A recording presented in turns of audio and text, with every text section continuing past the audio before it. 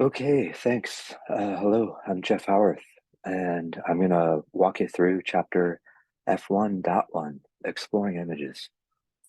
So here's the overview of the chapter. I hope that it teaches you how to inspect and visualize data that are stored in image bands. And so the learning outcomes are a series of kind of how-tos.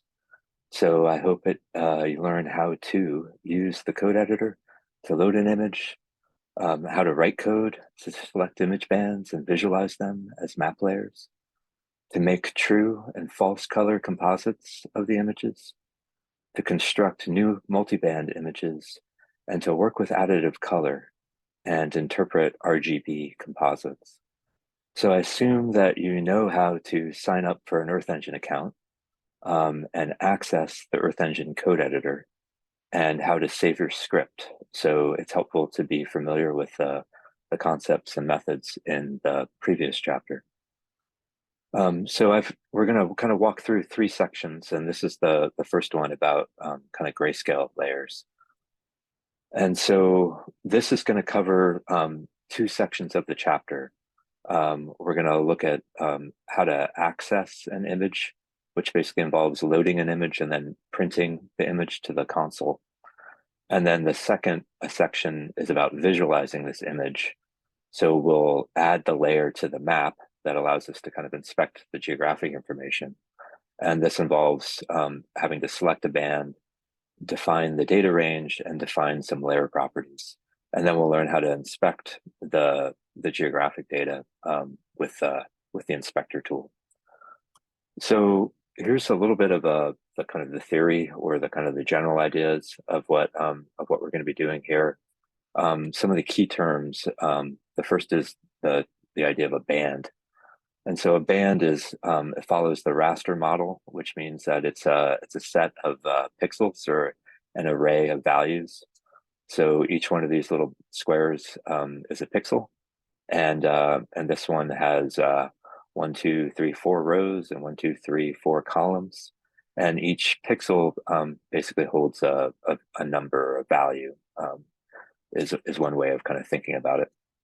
And so then an image is a stack of one or more bands. So if it's a stack of one band, it's kind of not much of a stack. But but the idea is that an image can contain more than one band, and this allows us to store data about more than one thing for a location.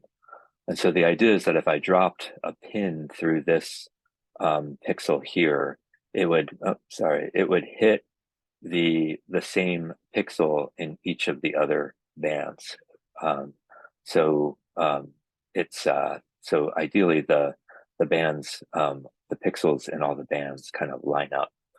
And what we're going to be doing in this first step is taking one band and visualizing it by using color to represent the numbers. So in this example here, we're using grayscale, or a range of colors where black represents 0 and white represents 255. And these are in between. So 85 is closer to 0, so it's a darker gray. 170 is closer to 255, so it's a lighter gray. So the idea of a map layer is when you're using color to represent values and displaying it on a map. So to kind of work through this, the code repository, if you haven't loaded it already, is here. This takes you directly to a copy of checkpoint 1. So I'm going to just load this up. The alternative is to go, if you have the project's gee.edu/book on your, it's probably going to be under a reader for you. You're going to be looking under part F, F1, F1.1, and then we're going to start with this checkpoint. But it's also over here. So this is what F1.1 Exploring Images checkpoint 1, or called 11A here, should look like. So the way that I'm going to run you through this, I'm going to increase this a little bit in case that makes it more legible, is I'm going to put the cursor here on line 11, go down to the end, hold the Shift key down and click on line 54, and that should highlight all of this big block. And then if you're on a Macintosh, you can say Command slash, and it's this slash.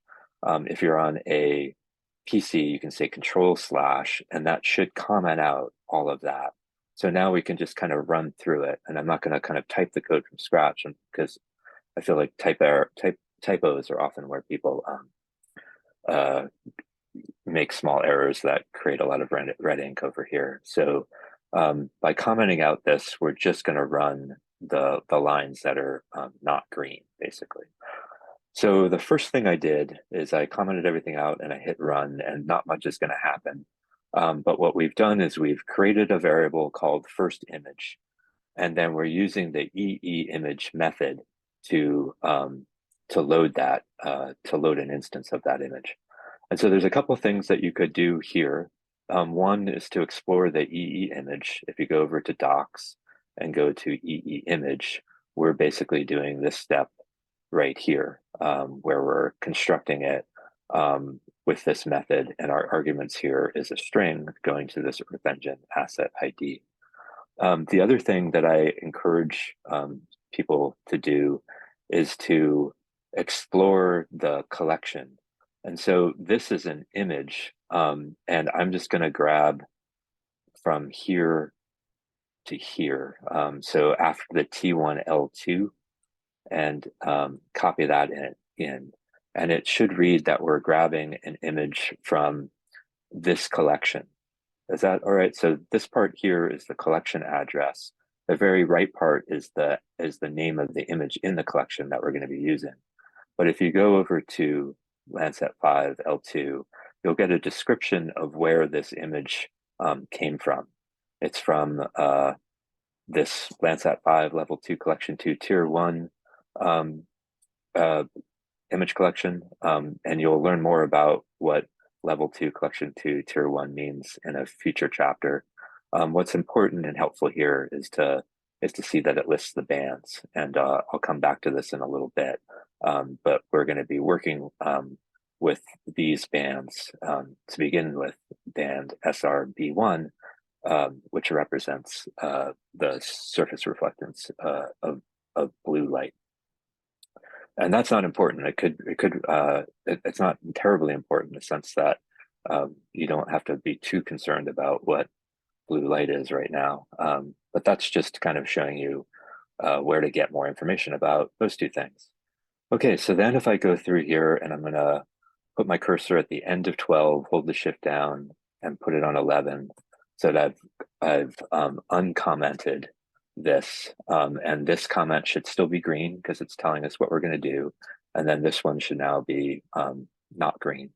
And if I hit run here, what we are doing is we've loaded this variable, and now we're asking to print this variable to the console, and that gives us some information about it. So what we have here is if we click, I think these are called carets, but these little arrows expands more information. It tells you the ID name again, which is what we had there. And it's from the Landsat 5. It's the path and row address that you'll learn more about. And then this is the date. This image comes from 2000, June 6th. And then if you go here, you'll see again, here are the bands. And if you look at any band, it'll tell you some info about the data type and the dimensions and so forth. And again, it's just telling you the name and some of the kind of it's kind of telling you the basic facts of things here. And again, if you want more info in terms of what SRB1 actually means, that's when it's helpful to go back to here. And this is when you get a description of that name. Okay, so the next thing we're going to do is, so far we've just printed information about the image to the console, but what would be nice is to actually see the image drawn.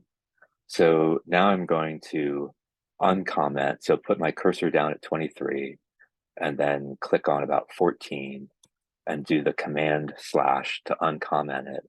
And now I have, this is still commented because it's saying that this next step is going to display band 1 of the image as the first map layer. And I'm going to use the map add layer method, and it's going to take a few arguments. So let's first go over here and look it up, where if I go under map add layer, you can see that this method takes potentially 5 arguments. EE object, which is what we want, the thing that we want to add to the map. This thing called viz params, which is telling Earth Engine the band and the range of values in the band that we want to stretch a color ramp across. It's then asking for the name that we want to give to this layer when it appears on the map. And then it gives us a couple of other options, whether or not we want this to be shown automatically and what opacity we want to give it. And notice the name, like most of these are optional. The only thing that is required is this one. But let's go through this. So first image is the name of the EE object or the data set that we want to display, because we want to display this thing that we loaded up. Everything in the brackets here, this dictionary, is our viz params. And so what this is telling it, Earth Engine, is that the first key in the dictionary is bands, and we're saying, please show us band SR underscore B1, and that's written as a string. And that is asking to show this band here, which is a string. The second thing we're doing is saying, please stretch our display ramp, our color ramp, from 8,000 to 17,000, which is the minimum value and the maximum value in the image that we want to display our color ramp over. And then the third thing we're doing is saying, please label this thing layer 1. So let's go ahead and run it. And if you don't see it, it might be because if you're still focused, like here in the US, you may need to pan out. So I'm just using my trackpad to do this, but you can also grab the Michael Jackson glove over there, the little hand, and zoom in. But if for whatever reason, sometimes I find it easier just to zoom around like that. And so here we have our grayscale image being displayed. And you can see that you should be able to see a few things. Like you can see if you toggle in between the layer and that, you can make out the land, the islands, and the kind of the river coming in, and the sediment plume here, and the darker water, and then the city down in this area. So you can begin to see some of the features in this thing. Let's go ahead and do a couple of things. The first is if I highlighted min and max, so if I put my cursor on 19, beginning of 19 and the end of 20, and commented it out and hit run, you'll see that it's really black at this point, right? And if we zoomed in, you could barely probably see some of the landforms there. And the idea is that without saying the minimum and maximum value that we want to stretch our color ramp over, and remember our color ramp goes from black to white, so it's more of a grayscale ramp, but without telling it what minimum and maximum data value in this band that we want to stretch our grayscale over, it's going to just use the min and max value here. So this is the min and max in the band based on the data type. So this is an integer data type that can store values between 0 and 65,535. And so as a result, most of our image appears black, and I'll try to show you why that is in an example. But by saying min and max, we wind up basically stretching this a little bit so that we're focused on using our or grayscale to represent just the values from 8,000 to 17,000. And if that didn't make complete sense, give me a moment and I'll try to show you something to help you with that. The last bit is the layer name. So that is over here. Notice how this thing is called layer 1 now. If we commented that out, it's going to get a little bit mad because of this comma right there. So I took out that comma for just a moment. And if I click run there, you should notice that, oh, it still calls it layer 1. Huh. I wasn't expecting it to do that. Well, let me bring this back and say, change this to first image or first band to be exact. And if we do that, now I've renamed the layer there. Does that work? So that's the idea of so far what we've done is we've added a layer with telling it the object, or in this case the image that we want to display, the viz parameters that we want to that control the contrast and the data source within the image, and then the last thing is the label that appears there. Okay, and so then we basically do this a couple more times just to show some of the extra arguments. So here I'm going to run it again. So I put my cursor at 25, held the shift down, cursor at 36, and uncommented it now. So now I still have this comment that tells me what the next bit of code does. It's going to display band 2 as the second map layer, and the basic pattern here is the same. We're going to draw from the first image. We're going to use this band, SRB2 this time. So we're going to use the second band in the image. We're going to do the stretch again from 8,000 to 17,000, the minimum data value in the band, and the maximum that we want to use our grayscale ramp to display is going to be 8,000 to 17,000. We're going to name it layer 2, but this time we said that our whether or not we're going to show it, we gave a 0 and we gave the opacity a 1. And as a result, what you should see is that layer 2 gets added, but it's not shown automatically. We have to check this in order to show it. So what this fourth argument does in the map add layer is just true or false. Do you want Earth Engine to show this layer automatically when you run the script? And by saying 0, and because it's Boolean, you could also say false. When you run it, it's not going to show the layer automatically. Whereas if you said true, it would. And so here we have the second layer automatically being drawn. And true is the same as 1. Is that so far so good? And then the next bit is I'm going to put my cursor at 38 and hold the shift down and put my cursor at 49, uncheck it and say run. And this is again going to draw it. And if we look at, in this case, layer 3 is checked, but we still can't see it because now what I've done is said that the opacity should be 0. And so what that means is that the layer is drawn, but it's drawn kind of completely transparent. And so to move from full transparency to full opacity, you can use the slider, but you can also tell it to bring the image in somewhere in between 0 and 1. So here I'm saying draw this last image at 50% opacity, and now it's see-through. So those are the kind of main arguments for the add layer method.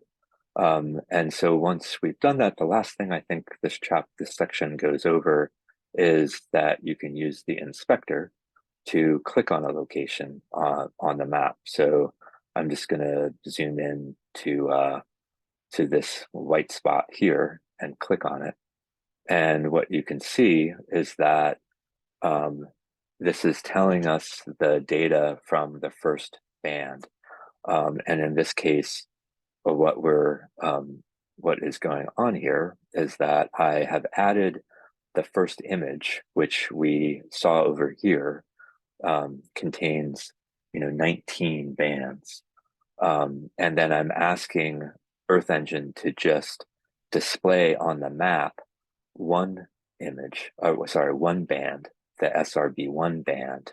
But when I inspect and click on this layer, I can actually retrieve data from all of the bands. And so if I switch from this chart view to a list view, you can see that the locations that I click, again, if I just click on this white spot down there, it's going to tell me the value at that pixel that I just clicked in all of the bands of the image.